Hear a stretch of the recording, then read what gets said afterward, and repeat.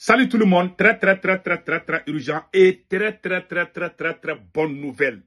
Aujourd'hui, mardi 4 mars 2025, nous venons d'apprendre une bonne nouvelle. Le président américain Donald Trump a ordonné ce lundi 3 mars la suspension d'aide militaire des États-Unis à l'Ukraine dans le cadre du conflit avec la Russie. Après l'altercation de vendredi dernier avec son homologue ukrainien Volodymyr Zelensky. Ah, je suis content aujourd'hui. Je vous jure, les terreaux seront en manque de munitions, je vous promets. Les États-Unis ne vont plus envoyer des armes en Ukraine. Ils ont suspendu. Donald Trump a suspendu. C'est Zelensky qui donnait des armes à ces voyous du nord du Mali là pour nous attaquer. Maintenant, c'est coupé où? Ça veut dire que tous les circuits où ces terreaux-là trouvent l'argent pour nous attaquer là, ils ont tout fermé. Les Américains ont fermé leur agence qui s'appelle USAID, on appelle ça USAID. Ils ont suspendu ça. Partout où ils peuvent trouver l'argent là. Même les trafiquants de carburant là, qui donnent des carburants à ces terreaux-là. Ces terreaux marchent maintenant, hein, parce qu'il y a manque de carburant. Les terreaux là, même leurs motos là, ils courent maintenant, hein. Quand tu vois les drones burkinabés ou maliens ou nigériens en train de les frapper là, tu vois. Donc maintenant, le président américain a pris ça. La deuxième nouvelle aujourd'hui, le président Embalo, le président de la Guinée-Bissau, Embalo, est parti en France demander la permission du président français pour se présenter aux élections. Après avoir violé les lois de son pays, après avoir chassé l'émissaire de la CEDEAO, voilà, Oumarou Embalo est parti voir Emmanuel Macron hier. À son retour dans son pays, il était content. Il dit qu'il va se présenter aux élections. Eh mon Dieu, ce monde est faux. Et nous allons terminer cette information par le capitaine Ibrahim Traoré. Le capitaine Ibrahim Traoré a frappé fort hier. Bravo au capitaine Ibrahim Traoré, le fils de Thomas Sankara. Ah, que Dieu bénisse capitaine. Que Dieu bénisse l'AES. Le capitaine a frappé fort. Le capitaine a dit que l'AES là, que l'AES va tellement être bien que les ennemis... Il y a des gens qui vont adhérer à l'AES là bientôt. C'est pas ce que le capitaine a dit, c'est ce que moi je pense, quoi. Voilà. Donc, vraiment, on dit merci au capitaine. Le capitaine dit que le Burkina cultive désormais le cacao. Ah, ça, c'est une excellente nouvelle. Donc, il s'est lancé dans l'agriculture et puis ça porte fruit. Nous sommes tellement contents d'entendre cela. Donc maintenant, nous allons partir avec la première nouvelle. Les États-Unis suspendent l'aide militaire destinée en Ukraine. Parce que pour le président américain, Donald Trump, le président ukrainien Volodymyr Zelensky n'aime pas la paix. Pour lui, Zelensky veut toujours continuer la guerre. Lui n'est pas d'accord avec la guerre. Et que le président ukrainien veut toujours la guerre. Il dit qu'il n'est pas dedans. Donc nous disons merci au président américain Donald Trump. Et pire encore, le vice-président américain, J.D. Vance, il dit que voilà, les choses ont tellement dérapé. Selon J.D. Vance, c'est le dirigeant ukrainien qui a voulu porter la discussion en public plutôt que dans les huis clos. C'est-à-dire, Trump voulait discuter avec le président ukrainien en huis clos, pas de caméra. Que c'est le président Volodymyr Zelensky même, c'est lui-même qui a demandé les caméras. Il est amoureux des caméras, mais je pense qu'il va divorcer. Hein. Il ne va plus appeler les caméras. Quand il va rencontrer Trump là, tu amènes les caméras là, ah, tu es fini. Donc, c'est Volodymyr Zelensky lui-même qui a amené, qui dit qu'il veut que les caméras soient là. Parce qu'il pensait qu'il pouvait bien parler. Il ne connaît pas Trump.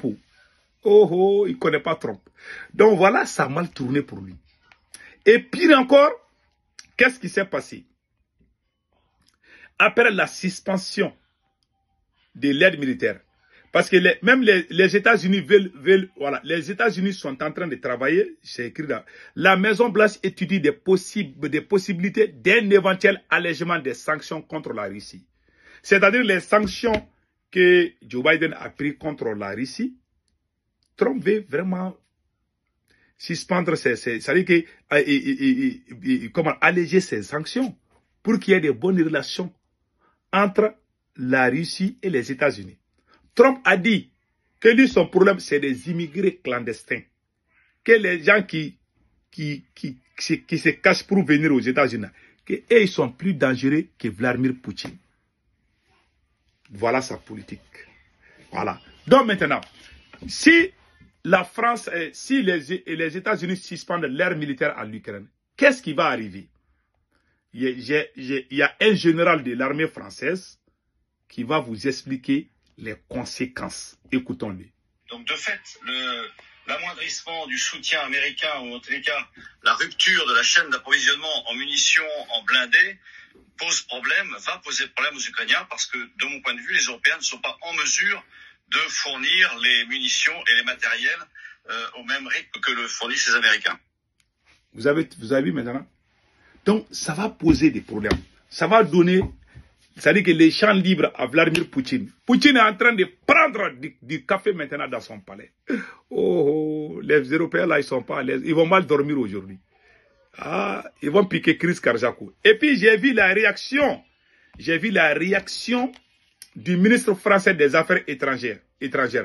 Quand le ministre français des Affaires étrangères, Jean-Noël Barrot, s'est dit surpris par la suspension, voilà, par les États-Unis des opérations informatiques contre la Russie. Parce que là, au temps de Biden, les États-Unis avaient lancé des opérations informatiques contre la Russie. Trump a suspendu. Trump dit que, mais, essayons d'enlever ces choses-là. On n'a pas besoin de ça. La France n'est pas contente. Macron dort mal ce soir. Il va mal dormir. Baruch disait que cette décision vise à impliquer Moscou dans les négociations sur l'Ukraine, malgré l'échec des efforts européens. Baruch souligne que soutenir Kiev est dans l'intérêt des États-Unis, provenant que la réduction de l'Ukraine serait un signe de faiblesse. La Russie nie toute implication dans la cyberattaque et a proposé une coopération en matière de cybersécurité. RIA Novosti. Voilà ce qu'on vient d'apprendre. Nous disons chapeau à Donald Trump. Vous allez voir, ces terreaux-là qui sont au Sahel, au Mali, au Burkina, là, les Yad Agali, les Amadou Koufa, là, ils ne vont plus avoir des armes. Yeah. Ce sont ces Européens. Tu vois, quand tu vois ces terreaux-là avec des armes, là, que Dieu bénisse Trump. Si Trump fait 4 ans et que le vice-président aussi vient aussi faire des mandats, je vous jure, on ne va plus entendre parler des terreaux-là. C'est eux les Européens qui sont derrière ces terreaux-là. Donc on dit merci. Allons-y maintenant en Guinée-Bissau. Le président Oumarou Ambalo, voilà ce qui est écrit ici. Je vais lire ça tout de suite. Voilà. Non, attends. Le dirigeant, tellement les Français sont fâchés contre les Américains, il y a le premier ministre français qui a dit ceci. Les autorités françaises ont toujours du mal à accepter la nouvelle politique étrangère de l'administration Trump. Ah, ils sont fâchés. Ainsi va la vie. Allons-y maintenant en Guinée-Bissau. Voilà ce qui est écrit ici. Ça fait mal, hein? Le président de la Guinée-Bissau, après son problème avec la CEDEAO, Oumarou Ambalo. Voilà. Après l'ultimatum suivi de l'expulsion hélico presto de la délégation CEDEAO de son pays Guinée-Bissau, le président Oumarou Sissoko Ambalo s'est envolé lui aussi pour aller à Paris, où il a rencontré son employeur, le président français Emmanuel Macron, pour prendre ses ordres. Il a annoncé sa candidature à l'élection présidentielle. Après avoir fini de discuter avec Emmanuel Macron, voilà le président Ambalo, il annonce sa candidature aux prochaines élections.